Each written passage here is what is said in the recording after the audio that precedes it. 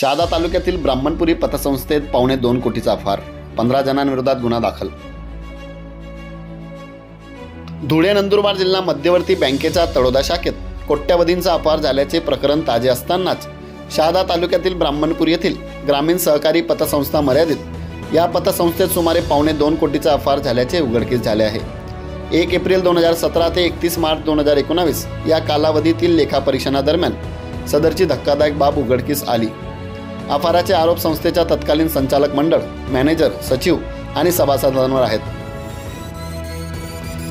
1,59,59,668 रुपयाचा अपहार झाल्याचे लेखापरीक्षक भागाराम साबळे यांच्या अहवालात नमूद आहे। या प्रकरणी 15 जणांवर फसवणुकीचे गुन्हे दाखल करण्यात आले आहेत। या प्रकारामुळे नंदुरबार जिल्ह्यात खळबळ उडाली असून नुकत्याच तळोदा शाखेतील मध्यवर्ती बँकेत अपहार प्रकरणाची पार्श्वभूमी लक्षात घेता सहकार क्षेत्रातील आर्थिक व्यवस्थेवर प्रश्नचिन्ह उभे राहिले आहेत।